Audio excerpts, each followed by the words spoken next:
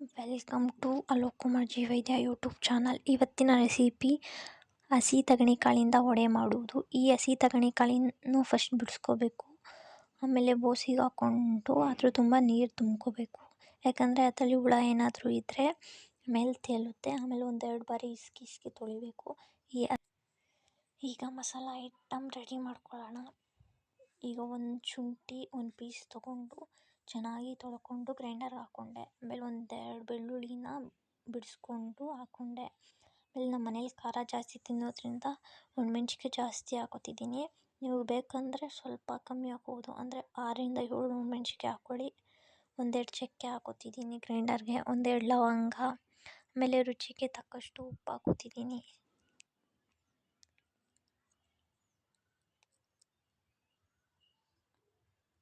ಈಗ ನಿಮಗೆ ತೆಂಗಿನಕಾಯಿ ಬೇಕು ಅಂದರೆ ಹಾಕೋಬೋದು, ಇಲ್ಲ ಅಂದರೆ ಬಿಡ್ಬೋದು. ನಾನು ಸ್ವಲ್ಪ ಇಡ್ಲಿ ಅಂತ ಹಾಕೋತಿದ್ದೀನಿ. ಒಂದು ಪೀಸ್ ತೆಂಗಿನಕಾಯಿ ಜಜ್ಕೊಂಡು ಹಾಕ್ಕೊಂಡೆ. ಈಗ ಗ್ರೈಂಡರ್ ಆನ್ ಮಾಡಿಕೊಂಡು ಒಂದು ಸ್ವಲ್ಪ ಕಾಳನ್ನ ಹಾಕ್ಕೊಂಡೆ. ಅದು ಜಾಸ್ತಿ ಹಾಕಿದ್ರೆ ಏನಾಗುತ್ತೆ ಅಂದರೆ ತಿರ್ಗೋದೇ ಇಲ್ಲ, ಹಂಗೆ ಇದಾಗ್ಬಿಡುತ್ತೆ. ಆಮೇಲೆ ಅದನ್ನು ಎತ್ತಿಕೊಂಡು ಒಂದು ಬೋಸಿಗೆ ಎಲ್ಲ ಎತ್ತಿಕೊಂಡೆ. ಈ ಹಸಿ ತೆಂಗಿನಕಾಳು ವಡೆ ರೆಸಿಪಿ ಚೆನ್ನಾಗಿರುತ್ತೆ, ನೀವು ಟ್ರೈ ಮಾಡಿ. ಈಗ ನೆಕ್ಸ್ಟು ಅದಕ್ಕೆ ಈರುಳ್ಳಿ ಎಲ್ಲ ಬೇಕಲ್ಲ, ಅದನ್ನು ರೆಡಿ ಮಾಡ್ಕೊತಿದ್ದೀನಿ. ಈಗ ಪುದೀನ ಸೊಪ್ಪು, ಕೊತ್ತಂಬರಿ ಸೊಪ್ಪು, ಒಂದೆರಡು ಈರುಳ್ಳಿ ತಗೊಂಡೆ.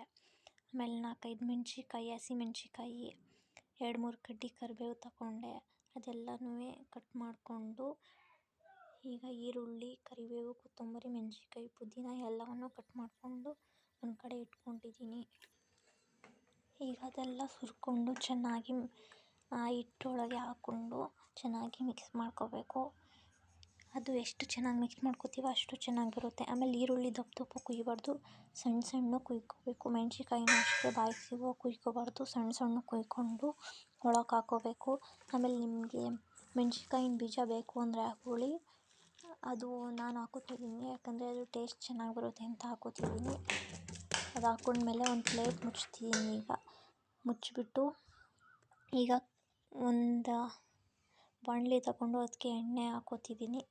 ಅದನ್ನು ಗ್ಯಾಸ್ ಹಚ್ಚಿಬಿಟ್ಟು ಮಡಗಿ ಒಂದು ಸ್ವಲ್ಪ ಹೊತ್ತು ಬಿಸಿ ಆಗಲಿ ಅಂತ ಮಡಗಿದ್ದೀನಿ.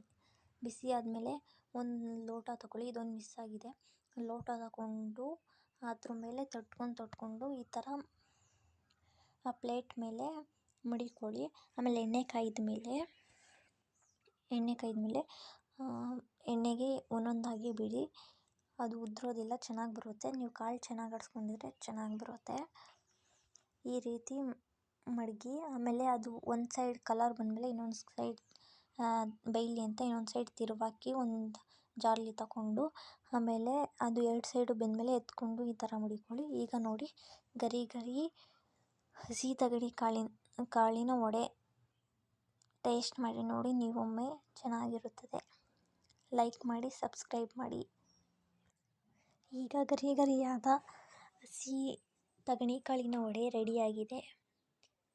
ತಿನ್ನಲು ಚೆನ್ನಾಗಿರ್ತದೆ, ನೋಡಿ ಟ್ರೈ ಮಾಡಿ ಒಂದು ಸಲ.